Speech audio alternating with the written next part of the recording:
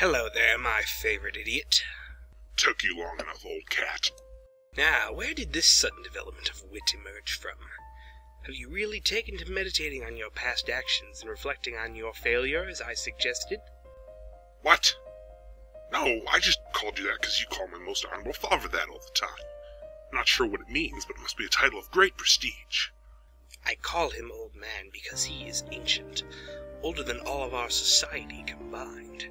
He has secrets in his wrinkled brain beyond yours or my comprehension, including the secret to immortality and invulnerability which he discovered long ago.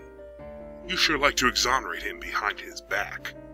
History has proven the true nature of a shinobi is shown in the dark. But what should I care about that? I am a cat. I make my own rules. Can you save the history lecture for once? No, but I can delay it until a later occasion.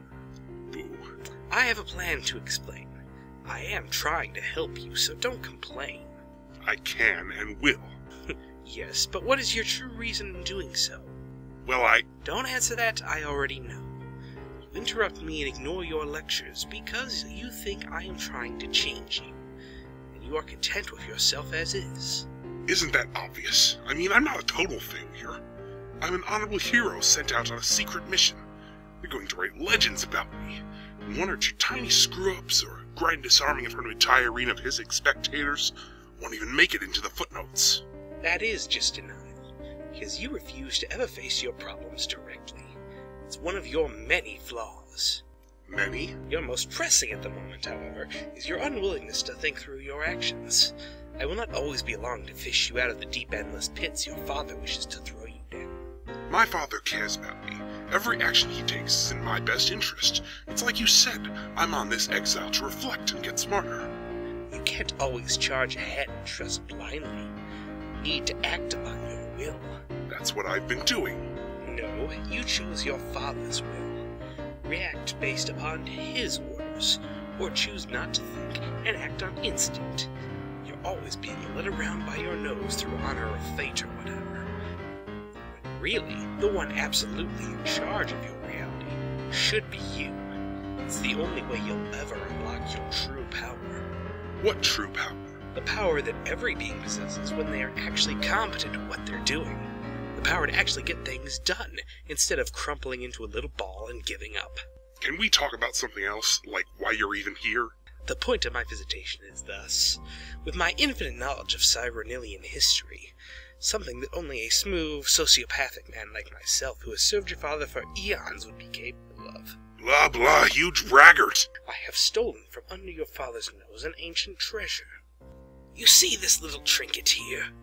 The Ring of Nightmares has changed hands several times through history, but its origin is said to be stolen from a great queen ages ago. Powers it could possess are vague at best, but it carries the name Nightmares because the owner is said to make their victims fall into eternal slumber. It was one of her most deadly creations. Her name was the Dreamer. With her cunning and total lack of honor, she had the mind to become the worst dissenter in the history of our planet. But ever since she was young, she lacked any combat prowess to pose a real threat to our Lord. To be fair to her, nobody stood a chance against Nero in battle. Killing him would require a great deal of cleverness, something she was in ample supply of. Her rebellion, if you call it that, was the worst in our history. Actually, I prefer the term revolution. It implies it was completely circular. She spoke to the hearts of the people, but not through words or actions like any normal revolutionary. She instead tapped into the dreams of her people, which caused her to be given such a fearsome name as Dreamer. As until her interference, shinobi were incapable of having dreams for the longest time. Our minds were completely dedicated to our emperor, or whatever storied excuse the old man likes to pull. When she spoke to shinobi during their meditation periods, she showed them horrifying nightmares of supposed atrocities created by our emperor. She fabricated these lies to turn everyone against their noble leader. But when they swore allegiance to her mission of overthrowing Lord Nero, She showed them visions of a better world. She completely destroyed their wills and had them thoroughly enslaved to her. When the unrest of the nightmares became too great, it launched a series of riots. The worst descendant on the capital city became known as the Dark Rebellion. It was during the height of the Dark Rebellion that the Dreamer enacted her plan with the rings, and also during that time that her plan was foiled right under her nose. The Dreamer happened across 2 rings, both possessing magic powers. However, these powers could not be accessed by our kind. Using dark magic, she managed to infuse the nightmares of the shinobi into one of the rings. In her infinite cleverness, the Dreamer discovered she could create a ring opposite to the Ring of Nightmares.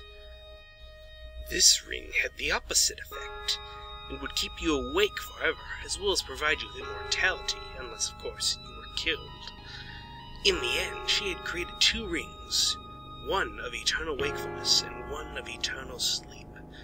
However, putting them both on at once would cause devastating results. She planned to slip both rings onto the finger of our Lord after he had been put to sleep with the powers of the Nightmare Ring. Unfortunately, she had one weakness the Lord knew of: her heart. So he sent his loyal thief into the night to seduce her and steal the rings from the Dreamer. The rings were her only chance of victory. It was then that the Dreamer realized she had lost, gave up, and turned herself in to the Lord.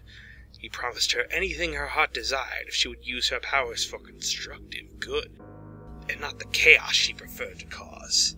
But she refused. At least that's what it seemed. She did not say a word since the moment she turned herself in.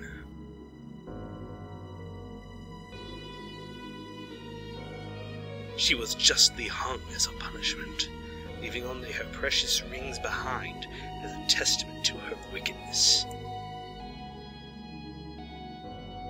And that is how the ring gained the ability to put people to sleep.